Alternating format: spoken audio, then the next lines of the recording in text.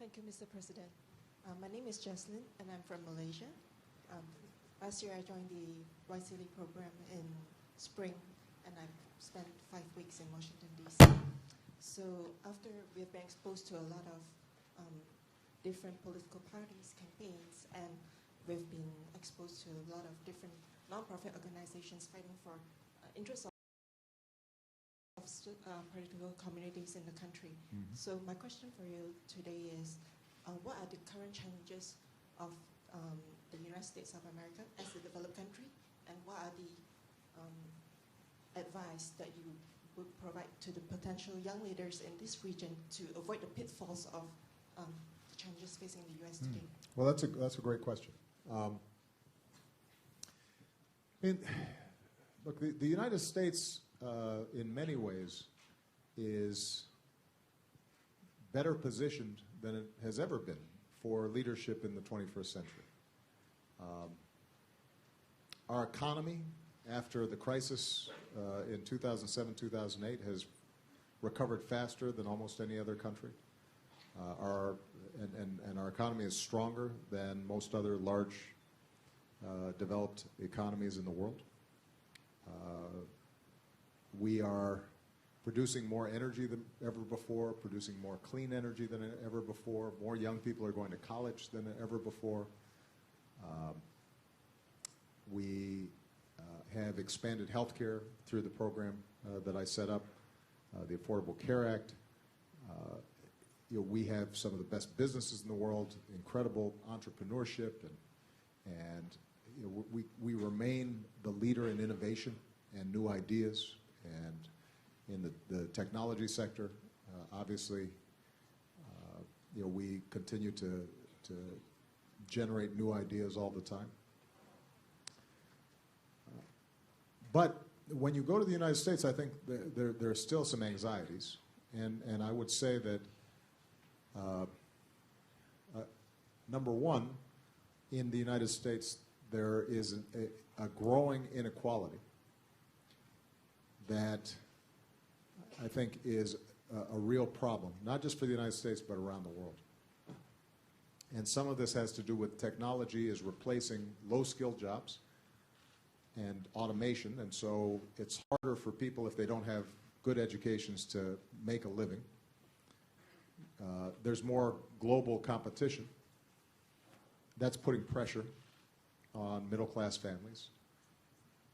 And when people feel economic stress and inequality, then I think then politics becomes harder because people are afraid for their futures, and sometimes politics can become much more divided than it used to be. Also, what happens is when there's more inequality, the people who are powerful can influence the political system to further reinforce their privilege, and it makes it harder for ordinary people to feel that they have influence on the political process. And so people become cynical. Now, these are all problems that can be solved, and I'm confident we will eventually solve them, but right now our political system does not work as well as it should. And what I would say to young leaders, what sort of pitfalls should you avoid? I would say, number one, it is very important to avoid any political system where money overwhelms ideas.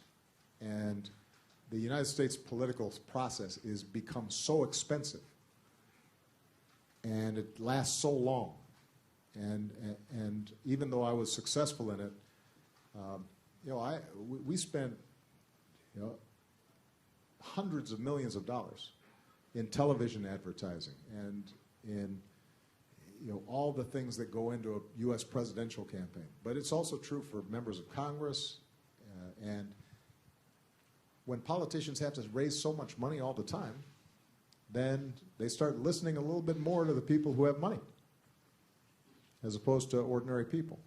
And that, I think, is a danger that can be avoided by the system that you set up to make sure that campaigns are not reliant just on money. That's something to avoid. I think the second thing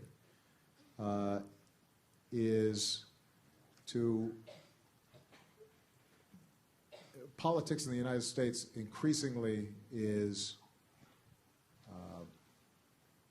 defined by personal attacks and saying very sensational things in the media. Now, that's true for politics everywhere to some degree.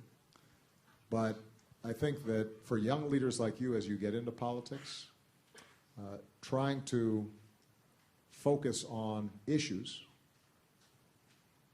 and trying to debate people you disagree with without saying that they're a terrible person, I think that's something that you always have to watch out for. Historically in the United States, the issue of race has been very prominent. And that's not unique to the United States. Every country has some divisions, not every country, but many countries have divisions around racial or religious or ethnic differences. And the young people, Waisili, I really hope that all of you are fighting against the kinds of attitudes where you organize political parties or you organize interest groups just around ethnic or racial or tribal lines. Because when you start doing that, it's very easy for people to start thinking that whoever's not part of my group is somehow less than me. And once that mindset comes in, that's how violence happens. That's how discrimination happens. And you know, societies that are divided ethnically and racially are almost never successful over the long term.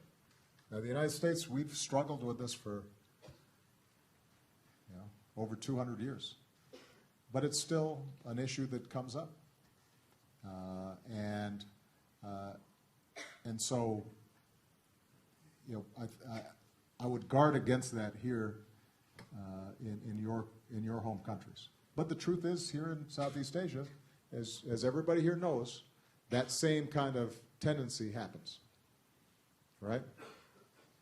I mean, you know, I remember when I was growing up in Indonesia, every once in a while, you would have riots against the Chinese Indonesians, even though they were part of the community.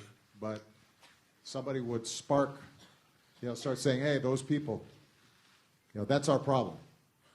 And you'd have stores burned down and people killed. And right now in Myanmar, one of the big challenges that's going to have to be addressed is how ethnic groups are treated. The Rohingya in Myanmar right now are treated differently, even though they've been living there for generations. But there are a lot of people, because they're of a different religious faith, they say those aren't real, you know, they're not really part of our country. Well, you know, once you start going down that line, then that's a dangerous thing. So that's you know, probably the biggest advice that I would give is to watch out for that. You look at what's happening in the Middle East right now. Those countries are in chaos, so many of them, because of this notion that somehow if somebody worships God differently than you, that they're less than you. And people are slaughtered based on that idea.